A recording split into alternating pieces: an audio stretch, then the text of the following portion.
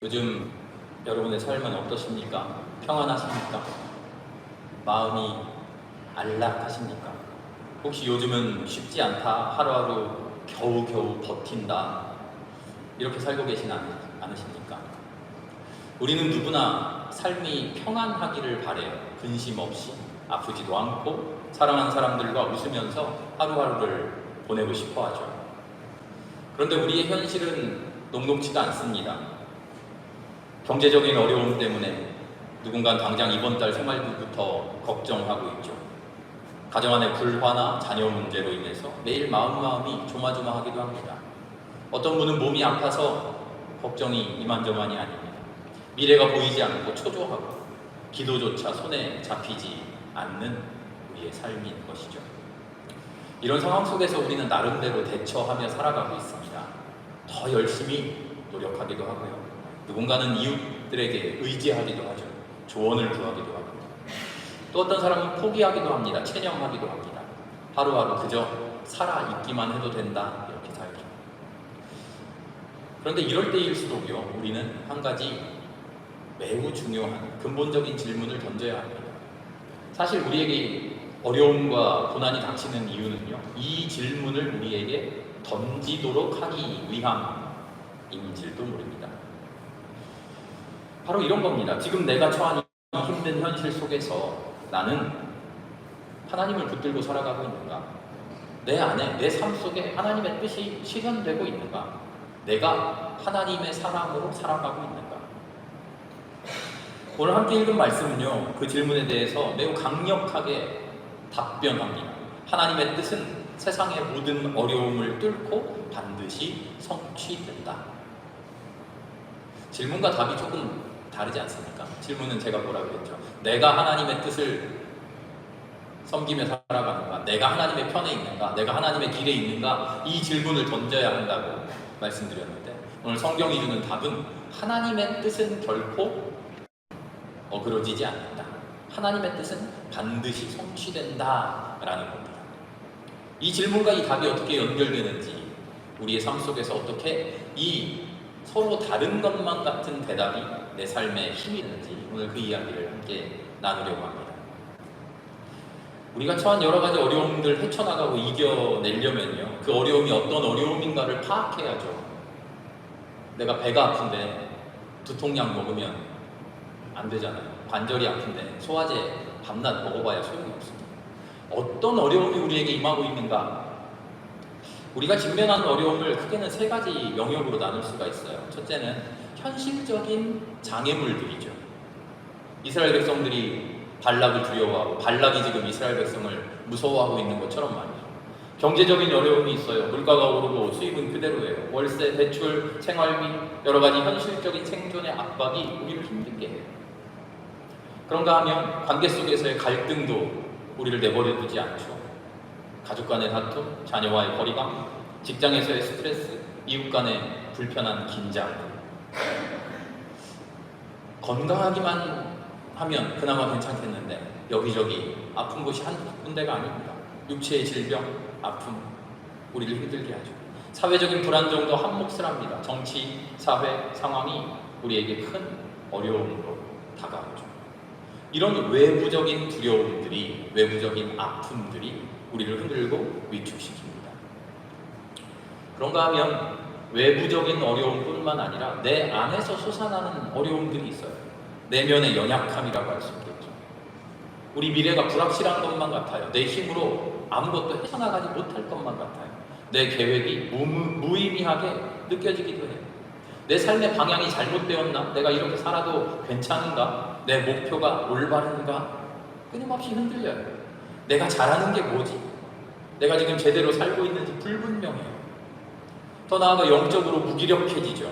기도하고 말씀해보려고 해도 집중이 안 돼요. 하나님이 멀게만 느껴져요. 하나님이 나를 사랑하지 않는 것만 같아요. 내가 신앙이 없는가?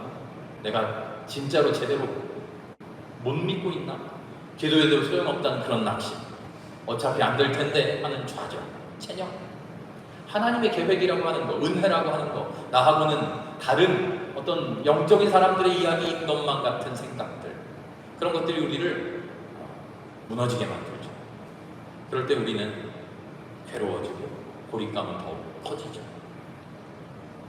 세 번째 어려움이 제일 중요한데요. 그것은 세상 속에서 살아가면서 신앙인으로서의 갈등과 타협에서 오는 어려움이에요. 세상에서의 어려움 앞에서 우리는 그래도 신앙을 붙들어서 신앙대로 살아가고자 결단하는데요. 그렇게 살아가기가 쉽지 않아요.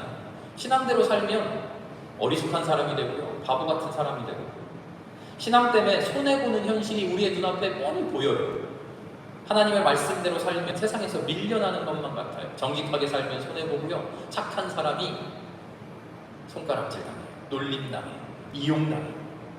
세상은 그런가 하면 복음을 조롱합니다. 조롱을 오해합니다. 교회를 오해해요. 교회를 향한 비난과 냉소 앞에 자꾸 움츠러들어요. 예전에는 나 교회 다녀요. 자랑스러운 일이었는데요. 요즘 길에서 성경책을 이렇게 들고 다니는 사람 본 적 있으세요? 책 자체를 잘 안 보는 세월이 되기도 했습니다만 지하철 안에서 성경책 읽는 분 만난 적 있으신가요? 흥얼거리면서 아이돌 노래, 온갖 가요, 트로트, 팝송 부르지만 길거리를 지나가면서 찬송가를 흥얼거리면서 가는 분들 제가 깜짝 놀란 적이 있는데요. 제가 여기 아들역 앞에 이렇게 걸어가면서 저도 모르게 찬송을 부르면서 갔는데 앞에서 누가 오니까 저도 모르게 볼륨을 줄였어요. 그리고 깜짝 놀라고, 뭐야, 내가 지금 뭐 하는 거야? 혹시 내가 찬송 부르는 거를 저 사람이 이상하게 생각할까봐 내가 그런 거야? 내 마음속에도 그런 마음이 있는 거야? 하고 제가 제 스스로를 반성했던 적이 있어요. 자랑스럽게 찬양을 부르는 게 아니라 찬양을 부르는 게 왠지 눈치 봐야 될 것만 같은 그런 세상인 것이죠. 그래서 근본적으로 내가 하나님의 말씀대로 사는 것이 잘하고 있는가? 하나님의 말씀대로 사는 것이 올바른가? 그 갈등 속에서 내가 지금 하나님의 말씀을 제대로 믿지 못하고 있는 것 아닌가 하는 이런 질문이 떠나지 않죠.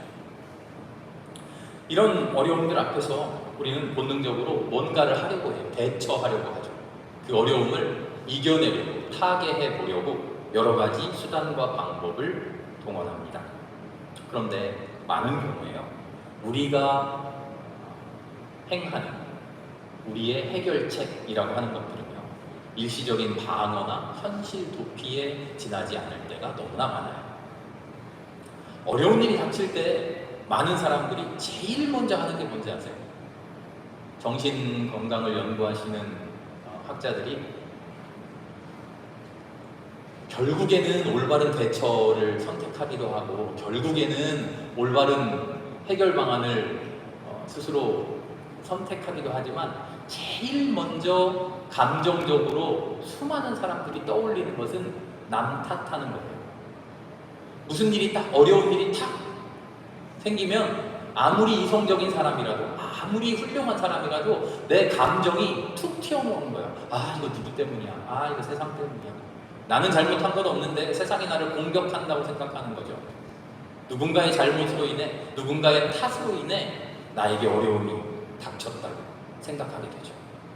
상황이나 사람에게 책임을 돌리면 자신의 내면을 마주하지 않아도 된다, 그런 마음 때문이래요. 이 사회가 문제야, 저 사람이 나를 힘들게 해. 그런데 아무리 남 탓하면 뭐합니까?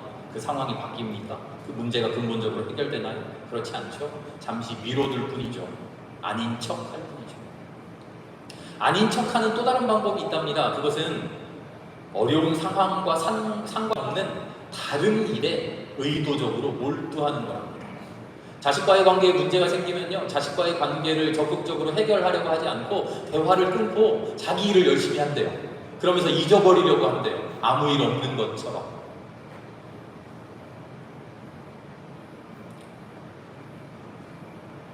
이런 회피가 심해지면요, 도피성 중독에 빠지게 된다고 합니다. 뜬금없이 안 하던 쇼핑을 열심히 하고요, 유튜브 열심히 들여다보고요, 게임에 빠지고요, 드라마를, TV를, 내 감정을 마비시키는 거예요. 정작 내가 실제로 마주 대하고 해결해야 될 그 문제를 밀어놓고, 아니야, 나는 이게 나의 삶이야, 난 이렇게 살아가는 게 좋아 하면서 다른 곳을 바라보고 있다는 거죠. 그런가 하면 자기 연민과 체념에도 빠져요. 아, 난 그런 사람이지. 난 뭘 해도 안 돼. 항상 그랬어. 열심히 해보려고 해도 나는 항상 문제가 생겨. 때로는 신앙으로 이겨내 보려고도 합니다. 그런데 진짜 신앙이 아니라 겉도는 행위에만 빠져 있을 때가 많아요. 기도한다고 하면서 습관적으로 하는 똑같은 되뇌입니다. 내 기도를 근본적으로 돌아보려고 하는 게 아니라 내가 늘상 하던 똑같은 기도를 하는 거예요. 말씀을 읽으면서도 마음은 닫혀 있어요. 내 삶은 변화하지 않아요. 신앙 활동, 신앙 생활이라고 하는 것이 나의 근본적인 영적인 회복으로 연결되지 않으면서 외적인 행동만 반복될 때 우리는 좌절감이 더욱 커지죠. 이런 방법들은요, 어려움을 피하거나 감추거나 잊으려는 방법들이죠. 이런 것들은 문제를 근본적으로 해결할 수 없어요. 오히려 그 문제를 더 썩어 만들 뿐이죠. 더 심화된 문제가 툭 터져 나왔을 때 우리의 좌절과 원망은 더 깊어지게 마련이죠. 우리에게 진정으로 필요한 것은요, 도피도 아닙니다. 체념도 아니에요. 종교적인 습관에 빠지는 것도 아니에요. 진짜 중요한 것은 믿음 속에 제대로 들어가는 거예요. 믿음으로 제대로 내 삶을 바라보고 믿음으로 나에게 그런 어려움을 주신 하나님을 제대로 바라보는 거예요. 먼저 하나님을 제대로 바라봐야 돼요. 우리는 내 앞에 놓인 상황만 바라볼 때가 많아요. 이 어려움을 어떻게 해야 되냐? 다른 사람들은 어떻게 이겨냈는가? 그런데 시편의 시인은 분명히 말하죠. 너희는 가만히 있어 내가 하나님됨을 알아라. 하나님이 우리에게 주시는 모든 일들은요, 그 일들을 가지고 하나님을 발견하라는 하나님의 손짓이에요. 하나님의 초청이에요. 사도 바울도 이렇게 고백하잖아요. 세상 모든 것이 하나님을 드러내준다고 말해요. 세상 모든 것 바라보면서 야, 아름답다, 기쁘다, 즐겁다, 자기 감정에 취하라는 게 아니라 그 아름다움을 만드신 하나님을 발견하라는 거죠. 세상의 어려움들 앞에서 세상 왜 이렇게 어려워, 나 이렇게 힘들어, 내 팔자가 왜 이 모양이야, 그 체념에 빠지라는 게 아니라 그 어려움 속에서 나를 붙들고 계시는 하나님을 발견하라는 거예요. 믿음은요, 하나님을 보는 눈을 가지라고 우리에게 독촉해요. 세상을 보고 나서 하나님을 겨우 바라보는 게 믿음이 아니고요, 하나님을 바라보고 그 눈 가지고 세상을 보는 게 믿음이에요. 그래서 우리의 시선 자체가, 우리의 태도 자체가 바뀌어야 돼요. 그래야 하나님의 뜻에 귀 기울일 수 있어요. 세상을 먼저 바라보고요, 그 다음에 하나님을 보게 되면 세상 속에서 내가 생각하는, 세상 속에서 내가 판단한 나의 가치관, 나의 선입견, 그런 것들을 하나님께 강요해요. 하나님 이렇게 되어야 되는데, 이렇게 되는 게 올바른 것 같은데 그거 이루어주세요. 하나님이 나 사랑한다면서요. 내가 하나님 사랑하니까, 내가 하나님 믿는데 이대로 되게 해주세요. 그런데 하나님을 먼저 바라보고 나서 세상을 바라보게 되면요, 그 순서가 바뀌어요. 아, 하나님이 원하시는 게 이런 거였군요. 그런데 나에게 닥친 이 어려움 앞에서 내가 하나님 원하시는 이 뜻을 어떻게 하면 흐트러뜨리지 않고 어떻게 하면 이 뜻을 제대로 실현할 수 있을까요? 우리의 태도가 이렇게 바뀐다는 거죠. 세상을 먼저 바라보고 하나님을 바라보면요, 세상 앞에서 요구하는 내 욕심, 내 의지를 하나님께 강요하게 되는데요, 하나님을 발견하고 하나님을 만나고 나서 세상을 바라보면요, 하나님의 뜻을 가지고 세상을 대할 수 있게 되는 거죠. 순서가 바뀌는 거예요.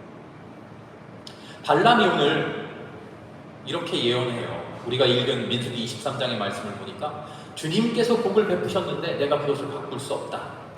바로 앞절에서는 말씀하신 대로 어떻게 하지 아니하십니까? 이야기의 배경은 이렇습니다. 이스라엘 백성들이 몰려오니까 모압의 왕인 발락이 잔뜩 겁이 났어요. 또 소문도 들렸어요. 아모리 왕 시혼과 바사남 옥이라고 하는 나름대로 힘센 왕들이 있었는데 이스라엘 백성한테 와장창 깨졌다더라, 무너졌다더라, 멸망했다더라, 이스라엘 백성이 아모리 왕 시혼과 바사남 옥을 죽이고 그 땅을 점령했다더라, 그 이야기를 다 들었어요. 바로 그 이스라엘 백성이 내 눈앞에 다가왔어요. 두려워졌어요. 어떻게 합니까? 발람이라고 하는 예언자를 불러서 이스라엘을 저주하도록 시켜요. 신에게 저주받은 민족은 그래도 이길 수 있겠지 하는 그런 생각이었죠. 그런데 이스라엘을 저주하라고 불러온 발람이 이스라엘 백성 앞에서 오늘 하는 말입니다. 오늘 한 번만 하는 게 아니라 심지어 4번 똑같은 이야기를 해요. 뭐라고 합니까? 이스라엘을 저주하는 게 아니라 이스라엘 백성 앞에서 이 민족은 하나님이 축복하신 민족입니다. 이 민족은 하나님이 품어 안은 민족입니다. 이 민족에게 하나님이 은혜를 내리기로 작정하셨는데 그걸 내가 어떻게 바꿉니까? 이 백성은 은혜를 받을 뿐입니다. 어려움 앞에서 우리가 어떻게 하면 그 어려움을 이겨낼 수 있을까 하는 질문을 드렸는데 오늘 발람이 우리에게 해주는 발람의 입을 통해서 우리에게 주는 성경의 대답은 이런 거예요. 우리가 하나님의 뜻 안에 제대로 머물러 있으면 그 누구도 그 아무도 우리의 축복을 빼앗을 수 없다는 거예요. 누가 와서 위협을 해도 이스라엘은 흔들리지 않아요. 왜? 하나님이 이미 결정하신 길을 걸어가고 있으니까요. 그 길에서 실패하지 않아요. 왜? 하나님이 이미 성공을 성취하신 그 성공의 길을 걸어가고 있으니까요. 믿음은요, 내 앞에 있는 문제를 없애버리는 그런 기술이 아니라 믿음을 통해서 내 앞에 문제가 없어진다 하는 게 아니고요. 믿음은 이미 아무 문제 없는 그 길을 선택할 수 있도록 해주는 영적인 힘이에요. 어려운 길을 걸어갑니까? 이스라엘 백성이 40년 동안 광야에서 왜 방황했습니까? 그 방황의 길을 누가 선택했습니까? 하나님이 그 어려운 길을 그들에게 일부러 주셨나요? 아니요. 믿음 없었던 자기들이 선택한 결과였죠. 그 믿음 없었던 길에서 믿음이 회복되고 하나님을 향한 열정이 회복되었을 때 그들의 길은, 이스라엘의 길은 가나안 땅으로 탄탄대로 달려가게 되어 있어요. 민수기와 출애굽기의 일을 자세히 읽어보세요. 그 안에서 막히게 되고 문제가 생기고 괴로움이 생기고 어려움이 생길 때는 언제였냐면 그들 안에 믿음이 없을 때였어요. 믿음이 없을 때 세상의 길을 걸어가게 되면 그 길 안에서 반드시 어려움을 만나요. 그런데 앞에 막힌 길이 트이고 어려움이 사라지고 나를 괴롭던 이들이 주저앉고 그들을 이기고 승리하던 그 길이 언제였냐? 성경을 살펴보면요, 그들이 믿음을 회복하고 하나님께 고백하고 하나님을 받아들이고 하나님의 말씀대로 살겠습니다, 하나님의 길을 선택했을 때예요.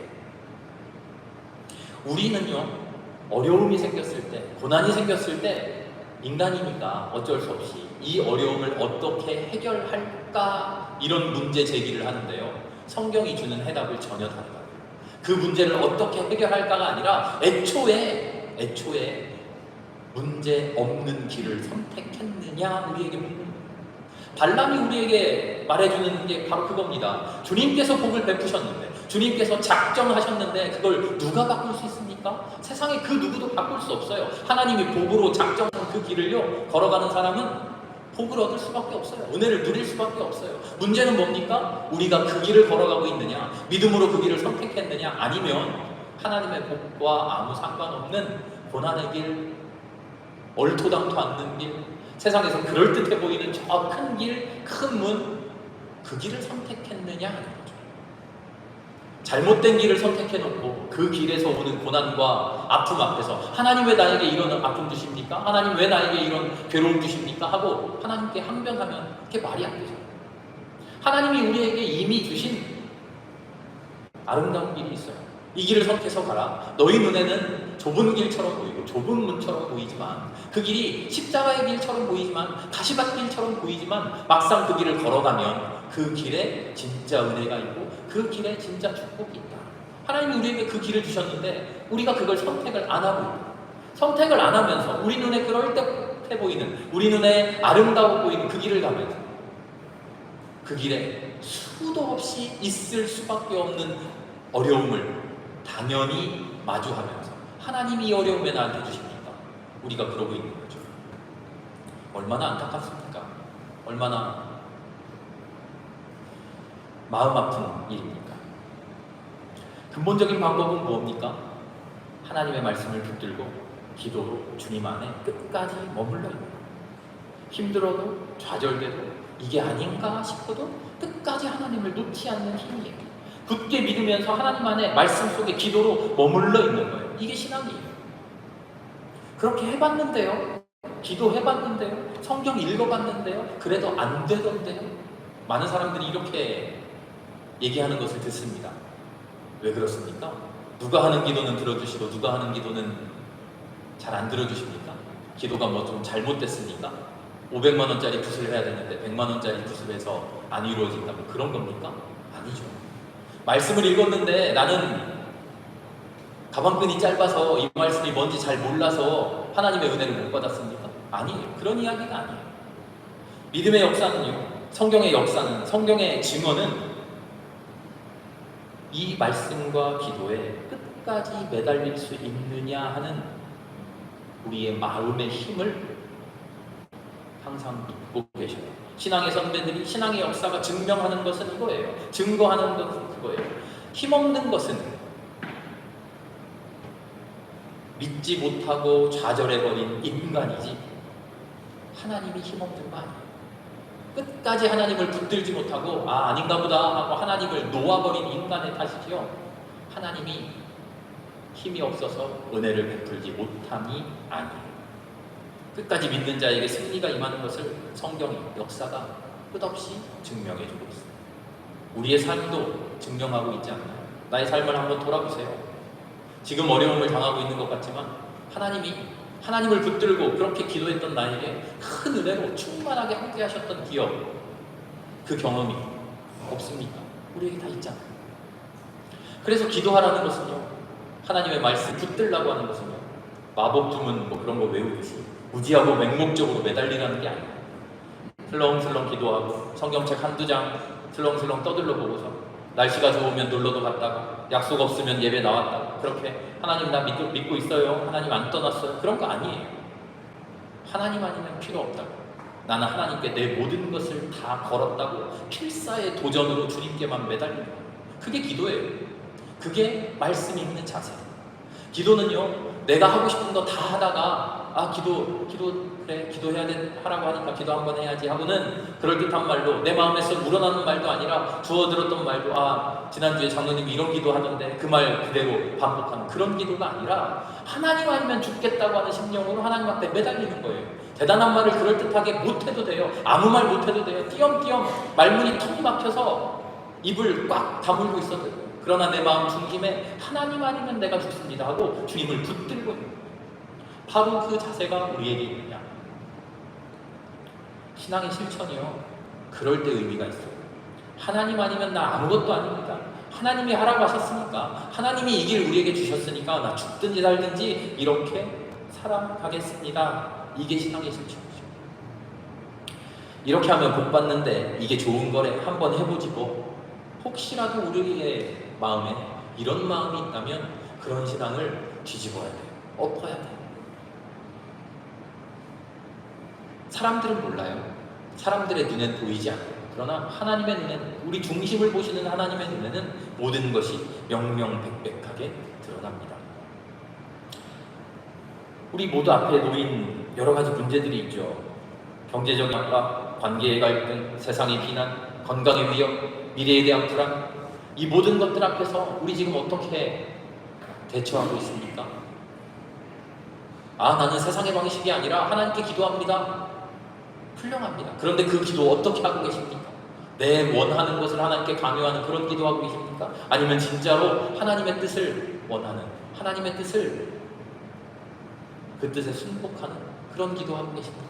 하나님 나에게 베풀어 주실 것을 모두 감사함으로 받아들이겠습니다. 내 마음이나 내 안위나 내 호불호나 그런 것 가지고 하나님께 내 조건을 내미는 그런 기도가 아니라 하나님 나에게 주신 모든 것을 감사함으로 받겠습니다. 그 길이 죽음의 길일지라도 기쁨으로 즐거워하며 찬양하겠습니다. 내 마음의 고백이 그 지점에까지 가느냐 하는 것이죠. 오늘 우리는 성경 속에서 발락의 어리석은 시도를 봅니다. 그리고 발람의 고백을 봅니다. 세상의 방식은요, 결코 하나님을 꺾을 수 없어요. 세상의 방식은 결코 하나님을 이겨먹을 수 없어요. 하나님의 뜻은 반드시 돼요. 우리는 세상 앞에서 두려워하지만 정작 진짜로 두려워 떠는 것은 세상이에요. 우리는 그것을 배웁니다. 하나님을 굳게 믿고 의지하면요, 결코 두려울 일이 없다는 것을 배워요. 하나님의 뜻에 서 있기만 하면 우리의 삶은 영원한 승리인 것을 배웁니다. 세상이 아무리 대단한 뭐를 가지고 와서 우리를 위협해도 주님께서 복을 베푸셨는데 내가 그것을 바꿀 수 없구나 하고 고백하면서 도망치게 되어 있어요. 하나님은요, 하나님의 백성을 축복하시기로 마음을 정하셨어요. 결정하셨어요. 그 뜻을 세우셨어요. 하나님 속으로만 세우시는 게 아니라 온 세상에 공표하셨어요. 내 백성들을 내가 사랑하겠다. 내 백성들을 복주겠다. 내 백성들을 승리로 이끌겠다. 그 길을 막아서는 자를 내가 능력의 손으로 막아서겠다. 그 뜻은 변함없고요. 어떤 세력도 어떤 위협도 꺾지 못해요. 바울이 로마서 8장에서 이렇게 고백하잖아요. 죽음도 삶도 천사도 권세자도 현재일도 미래일도 능력도 높음도 깊음도 어떤 피조물도 하나님의 사랑으로부터 우리를 끊어낼 수 없습니다. 그런데 단 하나 하나님의 사랑으로부터 우리를 끊어내는 데 있어요. 그게 뭐라고요? 바로 나 자신이에요. 하나님이 우리를 절대 끊어내지 못하게 하나님 안에 하나님의 사랑 되게 품어 안아 주십니다. 그 밖으로 내 스스로 걸어 나가지만 않으면 됩니다. 끝없는 기도. 하나님 아니면 나 못 삽니다. 하나님이 주신 방식, 그 삶의 방식으로만 살아가겠습니다. 어떤 어려움이 닥쳐도 어떤 힘든 일이 있어도 나 그렇게 살아가겠습니다. 주님 앞에 내 뜻을 꺾지 않는, 그래서 주님 우리에게 주시는 은혜의 길, 축복의 길을 아름답게 걸어가는 저와 여러분 모두가 되실 수 있기를 주님의 이름으로 축원합니다. 함께 기도하겠습니다. 하나님, 내가 처한 모든 현실 속에서 눈에 보이는 세상의 소리보다 하나님의 말씀을 믿고 순종하게 하여 주시옵소서. 하나님의 뜻은 결코 꺾이지 않는다는 진리를 내 삶에서 경험하게 하여 주시옵소서. 두려움이 아닌 믿음으로, 타협이 아닌 순종으로 지금 이 순간 하나님의 길을 선택하고 걸어가는 주님의 백성 되게 하여 주시옵소서. 예수 그리스도의 이름으로 감사하며 기도드립니다.